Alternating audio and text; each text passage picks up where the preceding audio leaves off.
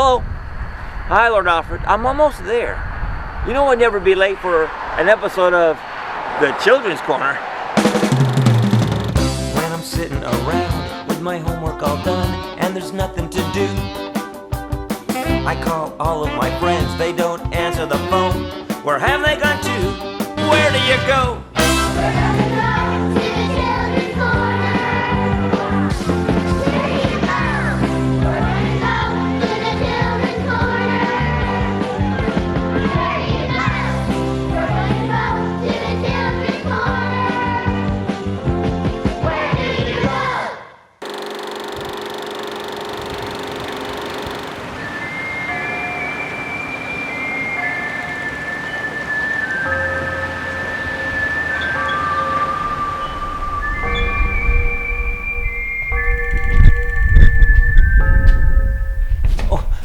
Hi there, everybody, and welcome to the town of the Children's Corner, located in the world of the magical couch. I'm Sheriff Stephen J., the Sheriff of South County, and it's a fine, brisk morning today, but you'll never believe where I'm at on this fine, brisk, windy morning. I'm at the edge of town of Tombstone, Arizona. That's right, a very famous historic town right up there with Deadwood and Dodge City. It was a silver ore mining town, and it's known as a town that wouldn't die. Why is that, you say? Because this town survived two fires, one in 1881 and one in 1882, where it burnt most of the business district down, and they rebuilt it in 6 months. But the town has always been inhabited since it began in 1878. It never became a ghost town. It was a silver mining boomtown between 1880 and 1887, hauling out around $37 million worth of silver ore. But that's not what made Tombstone famous in the Old West history books. It was the Earp brothers that brought fame to these here parts. I'm talking about Town Marshal Virgil Earp and his deputies Morgan and Wyatt Earp, as well as Wyatt's best friend, who he credited to saving his life once, and that would be Doc Holliday. So what do you say, as long as I'm here, that we talk about some of the historic facts that surround this historic Old West town of Tombstone. Now, Tombstone was established on Goose Flats in 1879 in what was then Pima County in the Arizona Territory. In February 1881, the eastern part of Pima County became Cochise County, which it remains to this day. Goose Flats is a mesa above the Good Enough Mine, a silver mine which was owned by Ed Schieffelin, the founder of Tombstone. Now, Ed set out to be a prospector at the age of 17, looking for gold and silver in Oregon, Nevada, Colorado, New Mexico, and California, and finally ended up here in the state of Arizona, which we know that back then was the Arizona Territory. In 1876, after being unsuccessful in his prospecting efforts, Schieffelin heard that a group of Wallapai Indians had enlisted as scouts for the U.S. Army in the Arizona Territory, which was establishing a camp to counter the Chiricahua Apache threat and to secure the nearby border with Mexico. He decided to head out that way since there was silver discovered in that area in 1858 by a Prussian-born mining engineer, Frederick Brunkow. Now, Brunkow had built a cabin near the San Pedro River, close to where he had discovered a small silver deposit, and he hired some men to help him mine it. However, in 1860, Brunkow was found dead, along with two of the men he had hired, and the cabin lay empty. Now, Brunkow's San Pedro mine, it influenced Ed Schieffelin to prospect the rock formations that were sticking out of the ground, also known as outcropping, which were northeast of the cabin. Now, this was a dangerous area. It was only about 12 miles from the historic Chiricahua Apache Indians led by Cochise, Geronimo, and Victorio, and they had established a stronghold in the Dragoon Mountains. But he went there anyway, and in 1876, Schieffelin and his party were attacked by Apaches, and one of the men in his party was actually killed. Meanwhile, the Army established Camp Huachuca, later called Fort Huachuca, at the foot of the Huachuca Mountains on March 3rd, 1877. So Ed joined them temporarily as an Army scout. Schieffelin accompanied the scouts on a few trips into the backcountry while prospecting part-time. He finally decided to stay permanently and explore the hills east of the San Pedro River full-time. When fellow scout and friend Al Sieber discovered what Schieffelin was up to, he couldn't believe it. He said the only thing you're going to find up in those mountains is your own tombstone. And that's because the renegade Apaches is very dangerous. They're killing a lot of people. But Schieffelin said whatever, and he kept doing it anyway. Now, Schieffelin used Brunkow's cabin as a base of operations for his prospecting. After many months, while working the hills east of the San Pedro River, he found pieces of silver ore in a dry wash on this high plateau called Goose Flats. It took him several more months to find the source. When he located the vein, he estimated the vein to be 50 feet long and 12 inches wide. Schieffelin filed his first mining claim on September 21st, 1877, and fittingly named his stake Tombstone. He ultimately went into business with his brother Al and assayer Richard Gerd, and went on to stake 2 more silver mine claims in the area, and he called them Lucky Cuss and the Tough Nut Mines. Now, when the first claims were filed, the initial settlement of tents and cabins were located at Watervale near the Lucky Cuss mine. By March 1879, about 100 residents occupied tents and shacks at Watervale. Former Territorial Governor Anson P.K. Safford offered financial backing for a cut of the men's mining claims, so Ed Schieffelin, his brother Al, and their partner Richard Gerd formed the Tombstone Mining and Milling Company and built a stamping mill. On March 5, 1879, U.S. Deputy Mineral Surveyor Sloan M. Alice finished laying out a new site on Goose Flats, to the top of the Tough Nut Mine, which was large enough to hold a growing town. The town was named Tombstone after Schieffelin's initial mining claim. The shelters at Watervale were relocated to the new town site, and a scattering of cabins and tents were quickly built for about 100 residents. It remained the Cochise County seat until 1929, after which the county seat was moved to Bisbee. The classic Cochise County Courthouse and adjacent gallows yard in Tombstone are now preserved as a museum. Now, a boomtown was a town that grew rapidly because of a change in a political or economical environment. Now, in the case of Tombstone, the discovery of silver ore, that was the economical gain. It's kind of like the gold rush in California, which was common when gold or silver ore was discovered. It was the prospect of finding your own ore, staking your own claim, and becoming rich that drew people to these areas, henceforth the term prospector. Now, you may have heard of the Earp brothers, Wyatt Earp, Virgil Earp, Morgan Earp. There's actually 6 of them in all. One was a half-brother. Well, they were no different than anybody else. They wanted to have the better life, and they would chase around, any way to make money.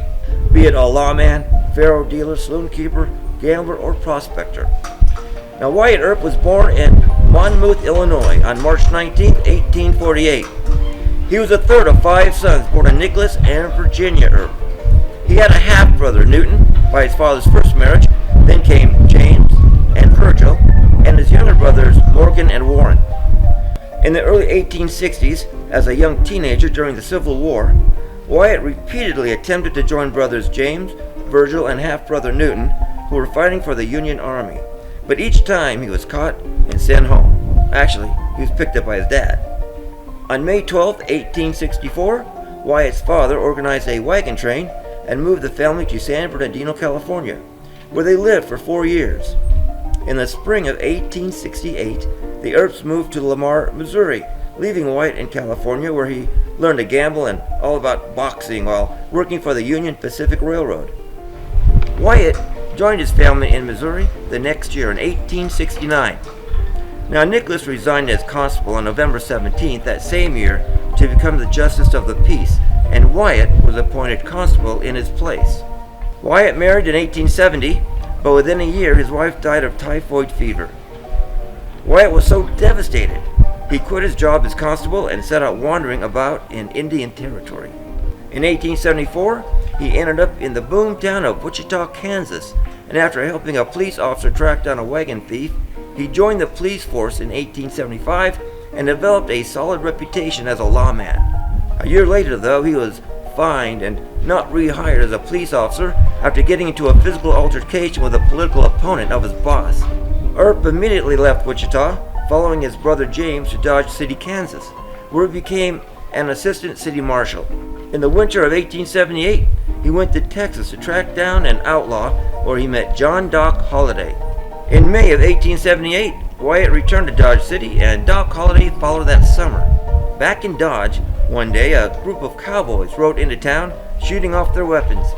They entered the Long Branch Saloon and shot up the place. Wyatt heard the commotion and went over to the Long Branch to investigate. When he walked into the room, he was caught off guard and had the cowboys pointing their guns right at him. Doc Holliday was gambling in a back room and he saw what was going on. He walked into the room and behind the cowboy in charge, putting his gun to the back of that cowboy's head. Doc then demanded that he and his cowboy buddies put down their weapons. The cowboys complied, and from that day on, Wyatt credited Doc Holliday for saving his life, and they became best friends. Virgil Earp had left Dodge City in 1877 and moved to Prescott in the Arizona Territory. In November 1878, he was elected as constable for Prescott. While constable, Virgil wrote his brother Wyatt about the opportunities in the silver mining boomtown of Tombstone. In September 1879, Wyatt resigned as assistant marshal in Dodge City and prepared to leave for Tombstone with James and their common-law wives. All 6 Earp brothers were involved in law enforcement on and off throughout their lives, but you only really hear about Virgil and Wyatt. Now, just like back then, they had different law enforcement agencies that enforced different types of crimes. Like as an example, the U.S. Marshal, they enforced the country's federal laws. The county sheriffs enforced the territory or the state laws, county laws. But the town marshals, they not only enforced the territorial laws or the county laws, but also the town ordinances. So they had a lot of power. So if you were a U.S. Marshal, well, that's nice title, but really they didn't have as much authority as a town marshal. A lot of power the town marshal had. When U.S. Marshal Crawley Dake heard that the Earps were moving to Tombstone, and knowing of Virgil's law enforcement background, as they had worked together and were friends, he contacted Virgil in Prescott and appointed him as a deputy U.S. Marshal for the Tombstone District of Pima County on November 27, 1879. He was instructed by Dake to help resolve ongoing problems with outlaw cowboys who were stealing livestock, smuggling, and committing other various crimes in the area. This appointment gave Virgil the authority to enforce the federal laws. On the way to Tombstone, James and Wyatt stopped in Las Vegas, New Mexico to pick up Doc Holliday. Wyatt told Holliday of the opportunities that lay in Tombstone, and Holliday decided to join them. When they rode through Prescott, Arizona, Doc Holliday decided to stay a while and gamble. Virgil joined James and Wyatt, and they arrived in Tombstone on December 1st, 1879. James Earp had been medically discharged from the Army during the Civil War because of a severe shoulder injury, so he became a bartender and saloon keep after arriving in Tombstone. And in 1880, Morgan Earp joined Virgil and Wyatt here as well. On July 25, 1880, Army Captain Joseph H. Hurst asked Deputy U.S. Marshal Virgil Earp to assist him in tracking outlaw cowboys who had stolen 6 Army mules from Fort Rucker, Arizona. Stealing the mules was a federal offense because the animals were government property. Virgil requested the assistance of his brothers Wyatt and Morgan, along with Wells Fargo agent Marshall Williams, and they found the mules at the McLaury's ranch. Now this was the first of many clashes the Earps had with the outlaw cowboys, which were headed by the McLaury and Clanton brothers, and with each negative encounter, their dislike for each other continued to grow. Doc Holliday finally arrived in Tombstone in September of 1880. Then, on October 30th, 1880, after Town Marshal Fred White was accidentally shot and killed by outlaw and gunman Curly Bill Brocious, Virgil was appointed acting Town Marshal of Tombstone, and he deputized Morgan as a deputy city marshal. Virgil now held both the more powerful local town marshal position and the prestigious federal law enforcement appointment. In April 1881, to reduce crime in Tombstone, the city council enacted an ordinance that prohibited anyone from carrying a deadly weapon in town. Now, everyone was required to deposit their weapons at a livery or saloon soon after entering Tombstone. Outlaw cowboys Tom and Frank McLaury, along with Billy and Ike Clanton, didn't much like this ordinance and decided they weren't going to comply. There was a long simmering feud between them and the Earps, going back to the 6 stolen army mules a year earlier. Also, Ike Clanton and his father had been threatening to kill the Earps on several occasions. This feud played a big role in a gunfight that broke out when Virgil decided to enforce the gun ordinance on Wednesday, October 26, 1881. It was on that day Virgil was told by several concerned citizens that a group of cowboys who had been threatening the Earps for several months were in town and armed in violation of the ordinance. Virgil had deputized Wyatt a week earlier as a temporary assistant marshal while he was out of town. Virgil asked Wyatt, Morgan, and Doc Holliday to assist him, as he intended to disarm the cowboys. At approximately 3 p.m., the Earps headed towards Fremont Street, where the cowboys had been reported to be gathering. They found 5 cowboys in a vacant lot adjacent to the OK Corral's rear entrance on Fremont Street. The lot was narrow, between the Harwood House and Fly's boarding house and photography studio. Ike Clanton and Billy Claiborne fled, but Tom and Frank McLaury and Billy Clanton stood their ground, invoking a gunfight with the Earps and Doc Holliday. The McLaurys, along with Billy Clanton, were killed. Morgan was clipped by a shot across his back that nicked both shoulder blades and a vertebrae. Virgil was shot through the calf, and Holliday was grazed by a bullet, but Wyatt was not injured. However, his coat has several bullet holes in it. Now that incident is famously known now as the shootout at the OK Corral.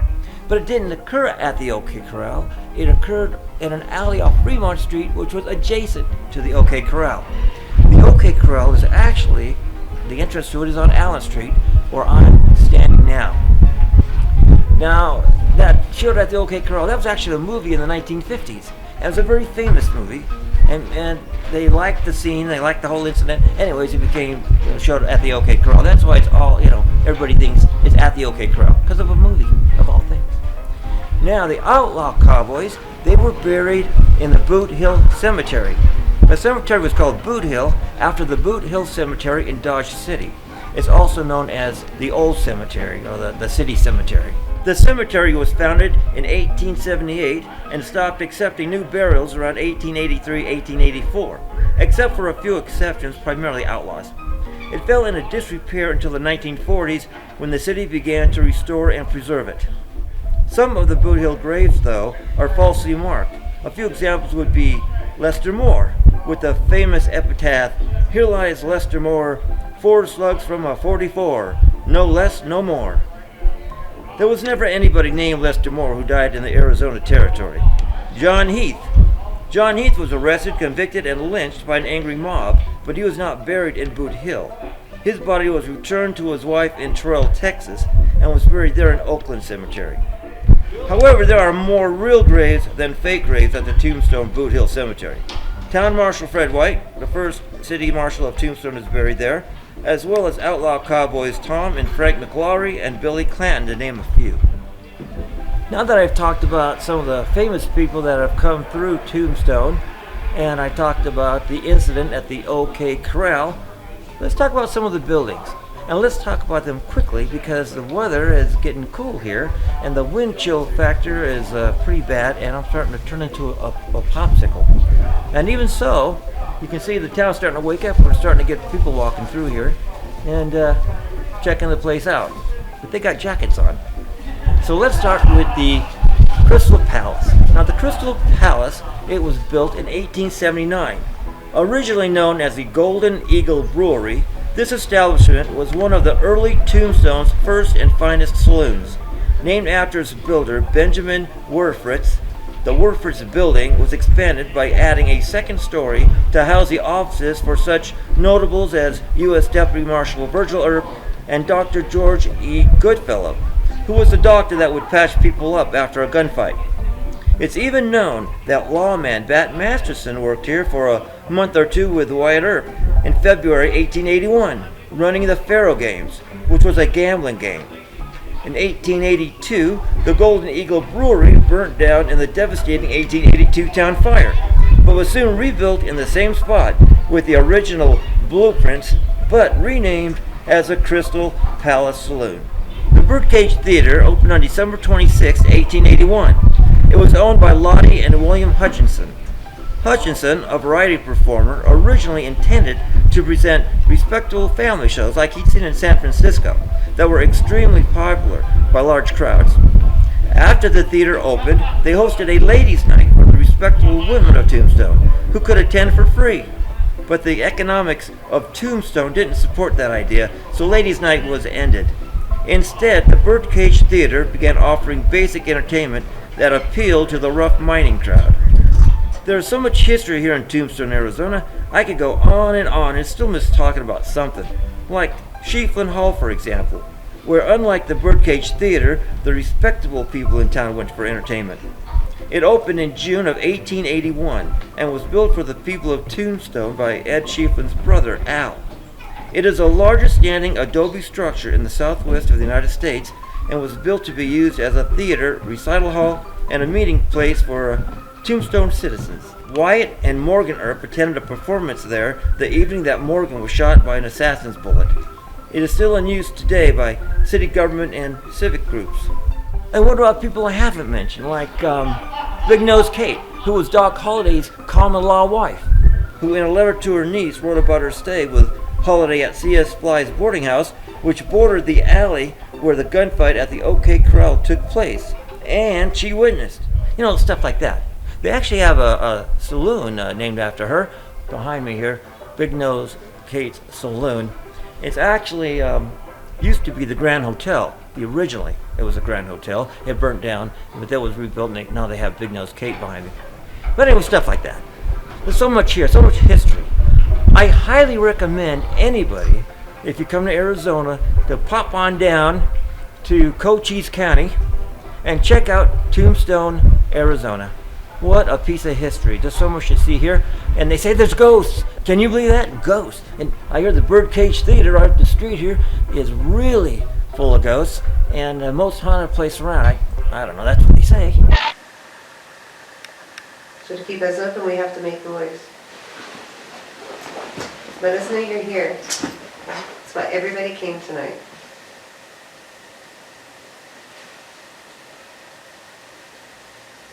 Let's try this one.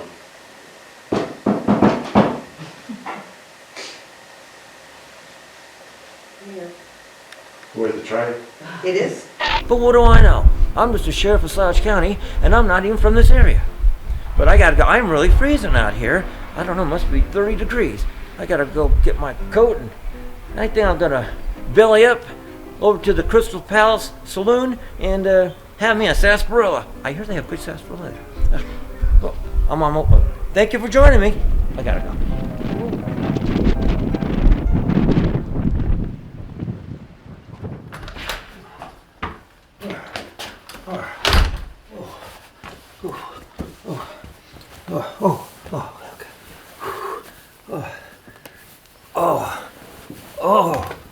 Burr, burr, burr, burr. Well, I made it back from Tombstone. Wow, what a cold and blustery day it was today out there. Whew. Which just happens to be a letter chef word of interest. Blustery. B-L-U-S-T-E-R-Y.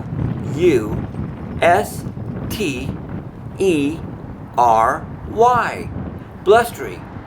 Meaning a weather condition where the wind is very strong and has high gusts. You know, blustery. And that's what it was. It was crazy. You know, I was in such a rush to get out of there. I forgot to mention, you know, in 1882 when they had that big fire, well, the OK Corral burnt down, but the sign did not. So you have the original OK Corral sign out there at the town of Tombstone. Kind of interesting. Well, I'm freezing, and I really got to get going. I kind of run out of time, but I'd like to thank you for joining me today, and I hope the wind didn't mess up me talking, you know, too much. You could understand what I was saying, but it's a very interesting town, and like I said before, you should go take a look at it, visit it. But meanwhile, I look forward to the next time we all get together and have a great old time on the Children's Corner. Yeah. Where's Mr. Dill? Mr. Dill, I thought he was going to be here. Wait, he told me he's going to be here. I don't know where he is. Oh, I'm freezing. Where do you go? We're gonna go to the children's corner. Where do you go? We're gonna go to the children's corner. Tell me, where do you go?